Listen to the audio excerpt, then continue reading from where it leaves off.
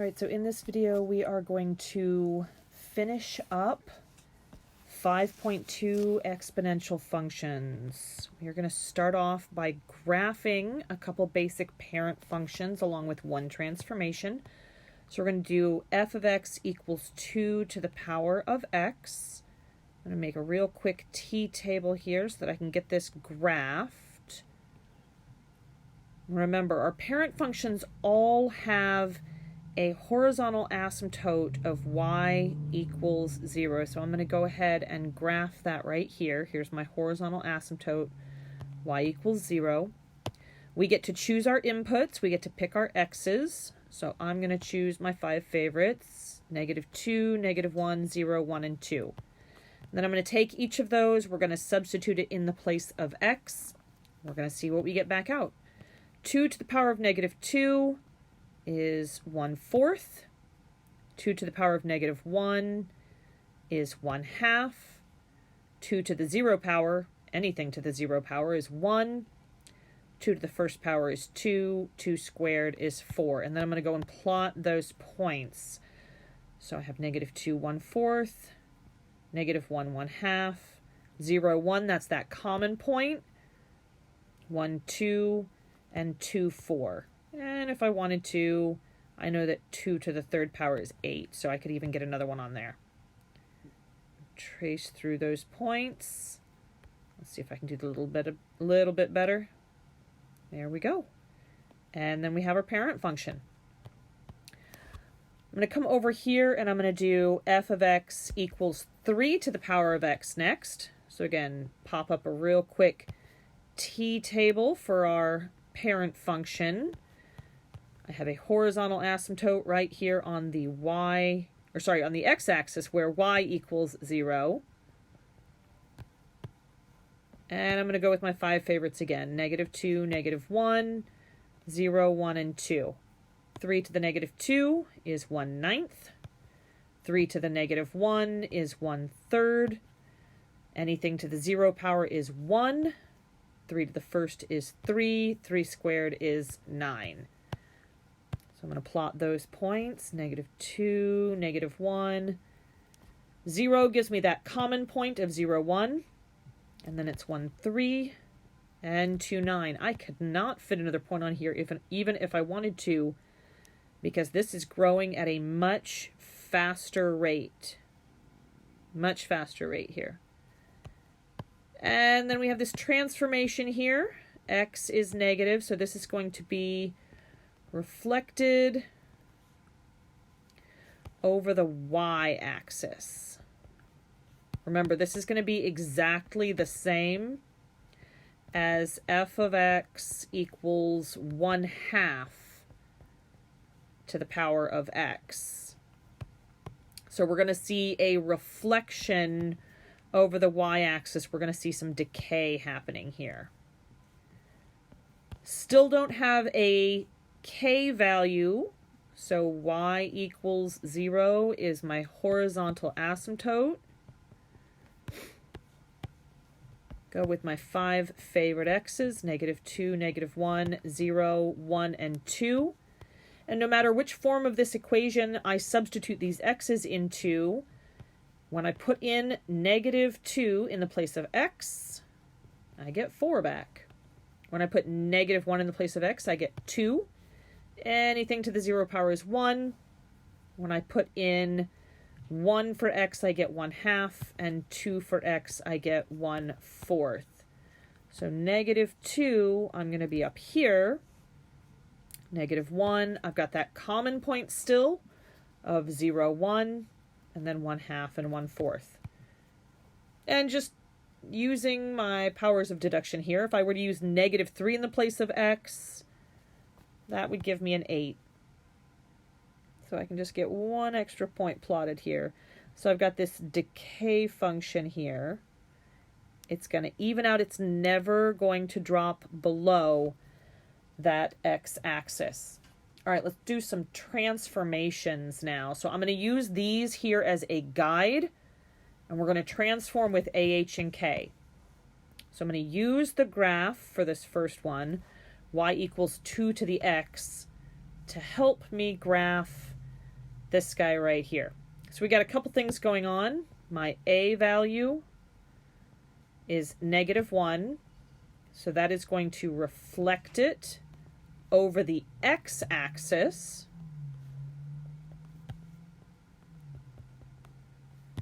And then we have our h value. Be careful here because h is always the opposite of what I see. This is going to go to the right 1.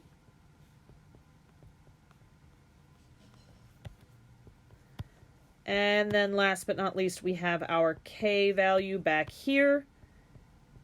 K is a +3, so that's going to send it up 3. So I'm thinking about that t-table that I made for the parent. I had -2, -1, 0, 1, and 2, 1/4, 1/2, 1, 2, and 4. I'm going to take each of those and we're going to send it to the right 3.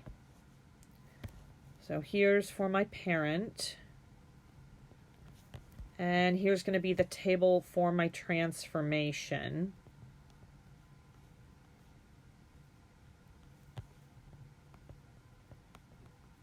I don't remember. I think I said right 3. I didn't mean to say that. If I did, I apologize. We're going to go to the right 1. That's going to be the only thing that affects my x values is when I go to the right 1. So this is going to be -1, 0, 1, 2, and 3. And then my y values, they're going to reflect over the x-axis. So we're going to take all of them and make them negative. We're going to multiply them by -1. And then they're going to shift up 3 from there. So I would have -1/4, but then it goes up 3. So I'd get 2.75. I'm going to have -1/2, but then we go up 3. So that's going to be 2.5. And then I have -1 up 3 would be at 2. And then I have -2. When I go up 3, that'll put me at 1. And then last but not least, I'm going to have -4. When I go up 3 from there, that gives me a -1. So here's the table for my transformation that I'm going to graph. My k value tells me my horizontal asymptote. So my horizontal asymptote here is y equals 3. So I'm going to go ahead and sketch that in. Y equals 3 is my horizontal asymptote here.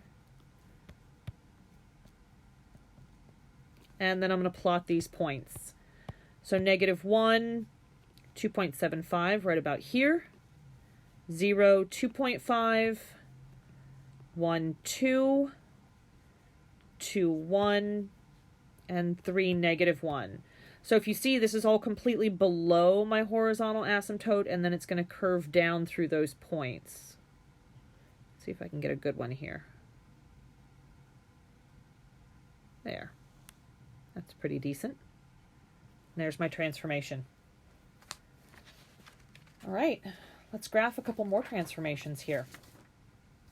Go ahead and sketch yourself a new graph, or if you have graph paper, go ahead and pull that up. Oh, sorry, we forgot to do domain and range. That was at the very end of this. My apologies. Domain and range for this transformed function. My domain for all my exponential functions, -infinity to +infinity. My range, we go up as high as the horizontal asymptote, but we don't actually touch it. And it goes down forever. We always start with our lowest point, so -infinity up to 3. Parenthesis around that since I don't actually touch that horizontal asymptote. All right. Now we've got domain and range. Now let's go do another graph. All right. We're going to use the parent function y equals 3 to the power of x to help us graph this transformation. So I'm going to get that t-table put back up real quick. And then here's the transformation that we're going to do to that. So -2, -1, 0, 1, and 2, 1/9, 1/3, 1, 3, and 9. And this is my parent. Let's scoot that down just a little bit.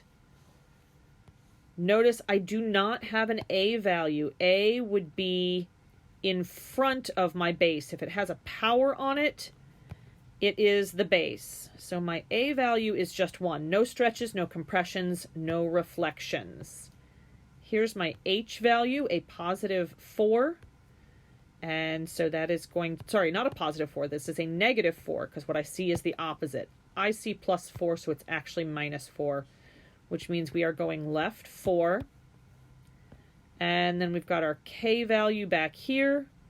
That is a positive 2, so that is going to shift it up 2. And this is also where my horizontal asymptote comes from. So we have a horizontal asymptote of y equals 2. Let me go ahead and plot that right now. There we go, y equals 2. And this transformed function, I want to take all of my x's and I want to shift them to the left 4. So that negative 2 is going to become negative 6. Negative 1 is going to become negative 5. Then negative 4, negative 3, and negative 2. All of my y values are going to go up 2. So this would be 2 1/9, which is about 2.1. And then we're going to have 2 1/3, which is about 2.3. And then I'm going to have 3. And then I've got 2 plus 3 because we have 3 and then we go up 2 from there. So then 5. Start off with 9 and we go up 2 from there. So 11. So negative 6, we're going to sit real close to that asymptote. Negative 5, we're still pretty close to the asymptote there. Negative 4, we finally come up a little bit from there. Negative 3, 5, and negative 2, 11. So we're going to be just off the graph here. Does not cross that asymptote, curves through those points. And then we do domain and range. Domain, negative infinity to positive infinity. And my range, the lowest this graph ever goes is down to 2, that horizontal asymptote, but it does not touch it. And then it goes off into infinity from there. So there's my domain and my range and my transformed function. All right, let's do just a couple more graphs here. 2 more graphs. We are going to graph this transformation right here. Y equals negative 3 to the power of x plus 4. We're going to state our domain and range. And then we're going to come over here and we're going to graph this function where our base is 1/3. All right, so back over here first. So we've got our parent first. I'm going to use that to help me. X and Y, this is the one that we just did. Negative 2, negative 1, 0, 1, and 2, 1/9, 1/3, 1, 3, and 9. Get my horizontal asymptote on there. That's going to be at my K value. So my horizontal asymptote is y equals 4 right here. That is going to take my whole entire graph and shift it up 4.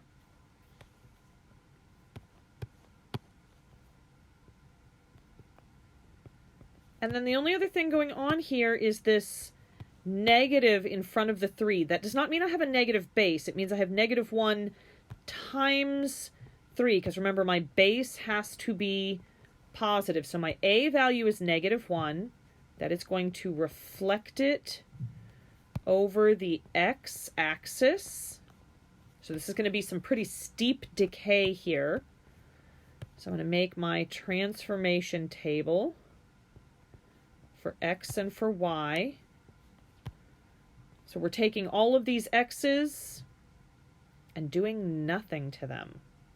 The x's don't go left or right at all, so this stays -2, -1, 0, 1, and 2. I'm going to scoot this up just a little bit. There we go. My y's, on the other hand, they're going to reflect over the x-axis, and then they're going to shift up 4 from there. So I have -1/9, and then we go up from there. So that's going to be about 3.89. -1/3, and then up 4 from there. It's going to be about 3.67. -1, and then up 4 from there, so this will be 3. -3, then we go up 4, so that's going to be 1. And last but not least, I have -9, and then up 4 from there, so this is going to be -5. So we're going to be real close to this horizontal asymptote for my first 2 points, almost flat against it. And then we start to move away from it pretty quickly. We have that point at 0, 3. Then we have a point at 1, 1. And then 2, -5. So it lays almost flat against my asymptote. And then it curves down through my remaining points. All right, last graph. This time, if you notice, my base is 1/3. So on the previous screen, we did a base of 2 to the -x. That's the same as 1/2 to the x.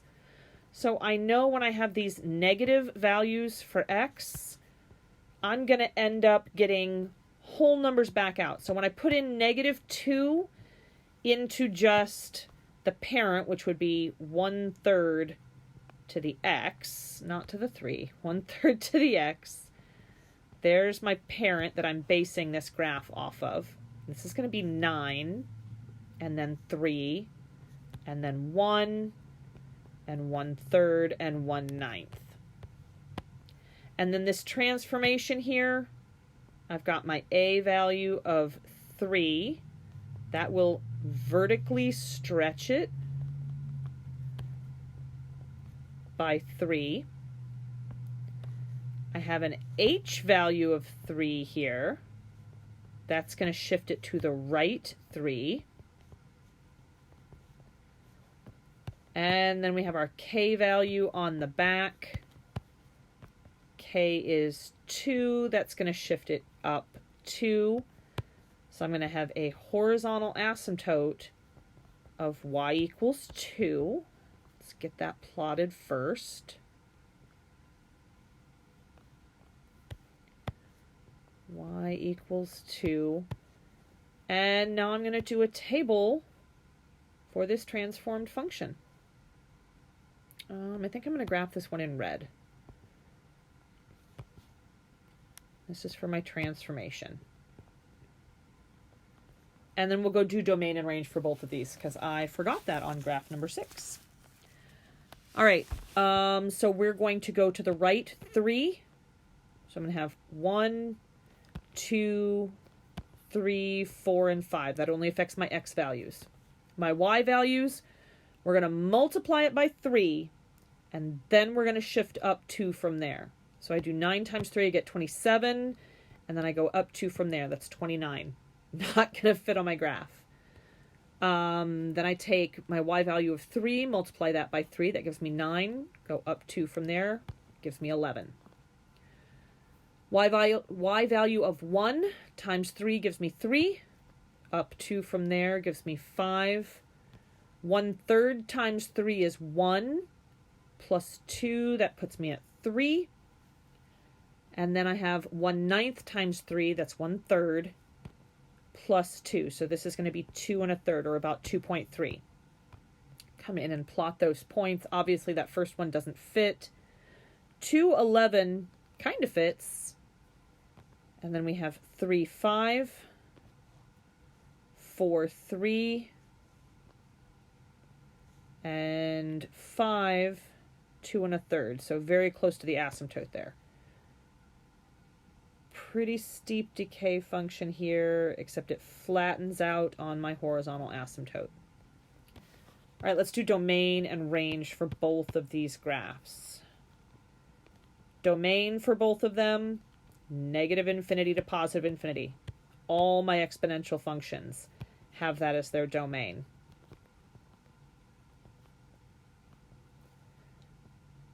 And then my range. Let's look at graph number 6 first. For the range, the highest it ever goes is 4. So -infinity up to 4. Parenthesis, because again, we don't ever actually touch that horizontal asymptote. So I have a parenthesis there. For graph number 7, the lowest we ever go is 2. And it goes on to infinity from there. So there's my graphs.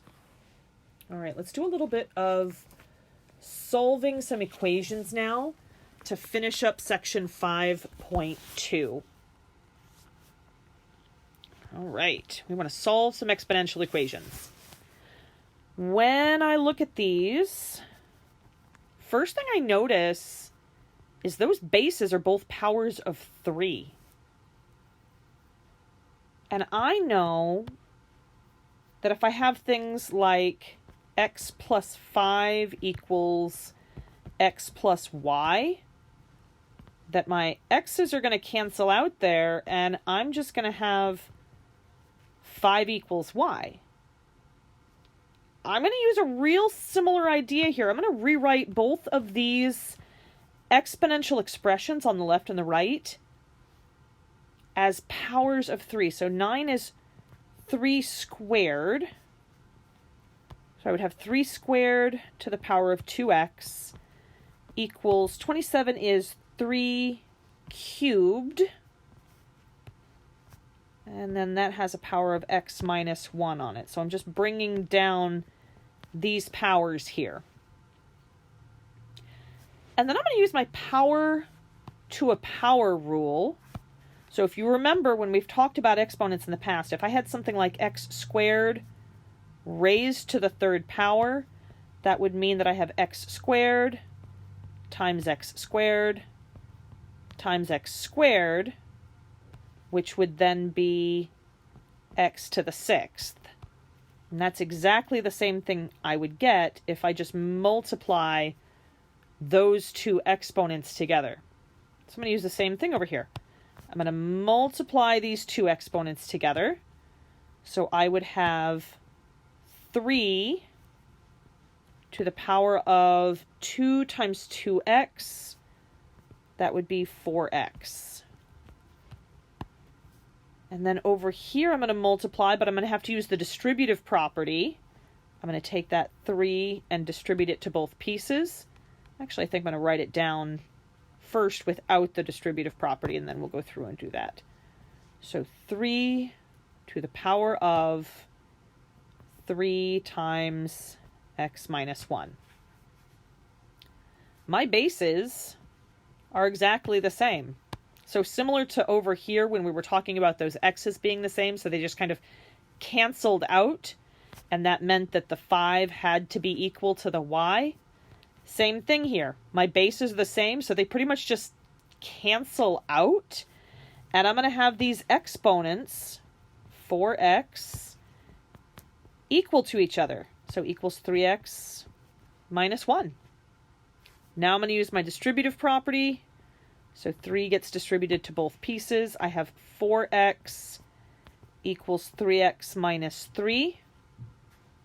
Solving this for x, so I'm going to subtract 3x from both sides. And I get that x is -3.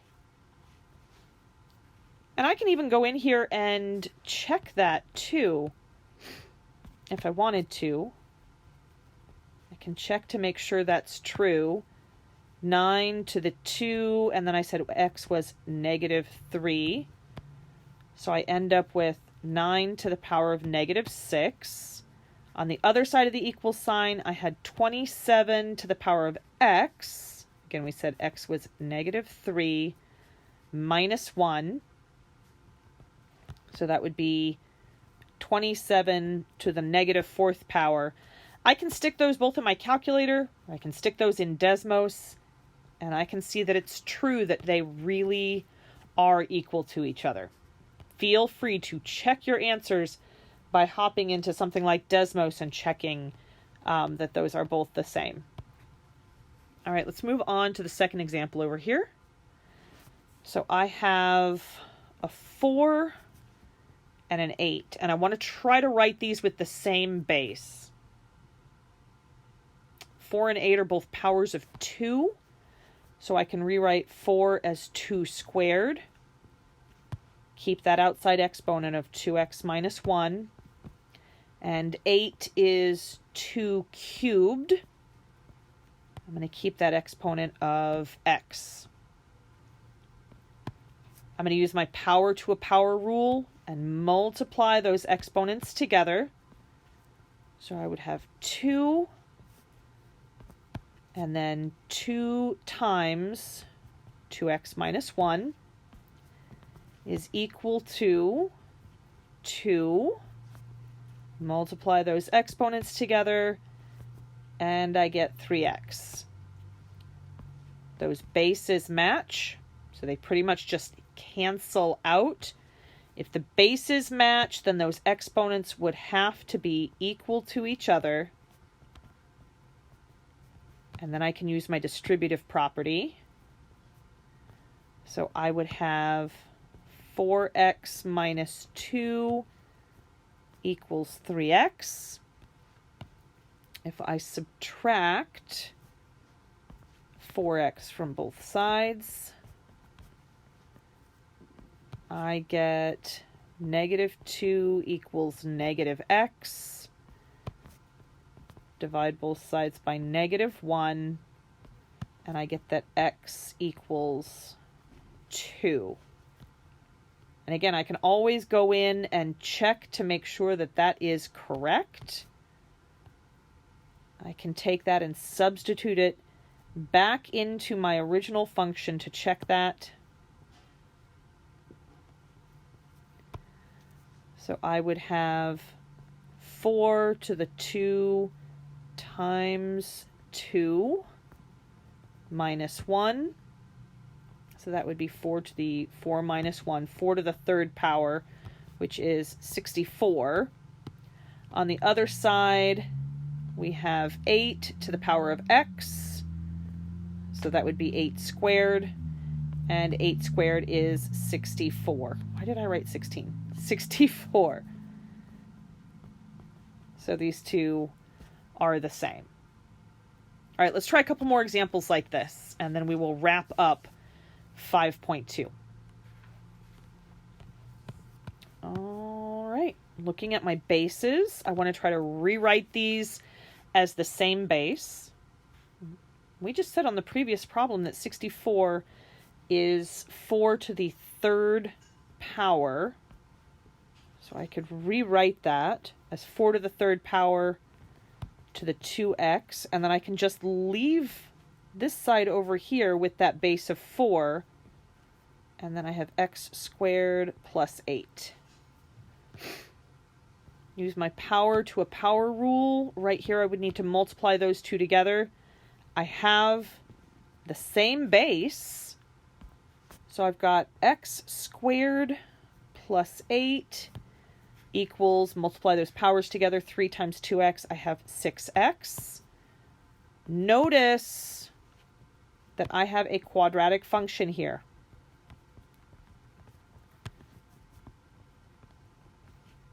So to solve my quadratic, I need to get it set equal to 0, and then I'm going to factor it.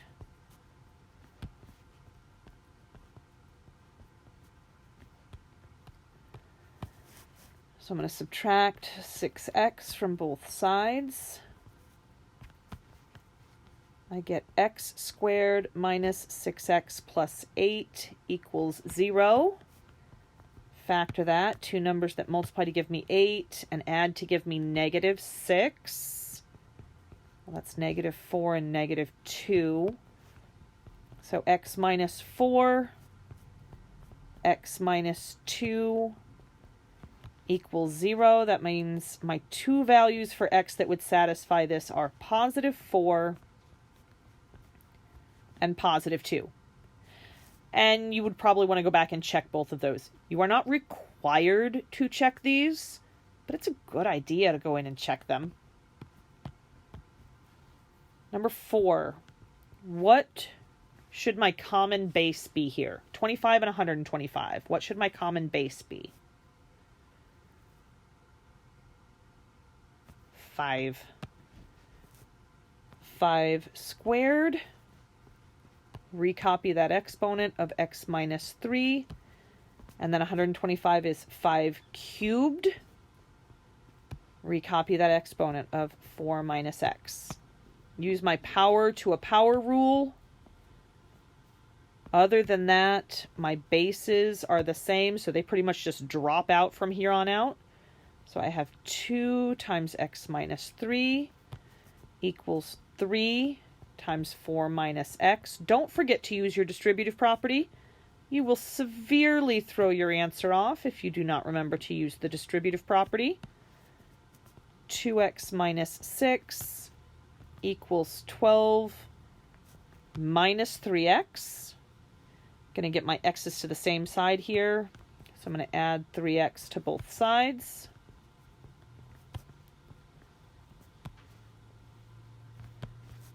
Five x minus 6 equals 12.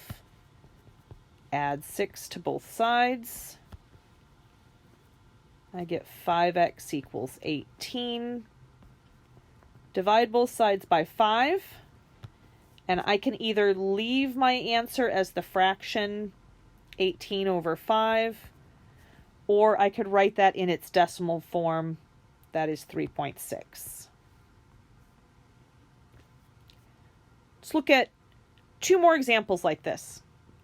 Don't forget, after this video, you still need to watch 5.3, the natural exponential function, so that you can do the homework for tonight.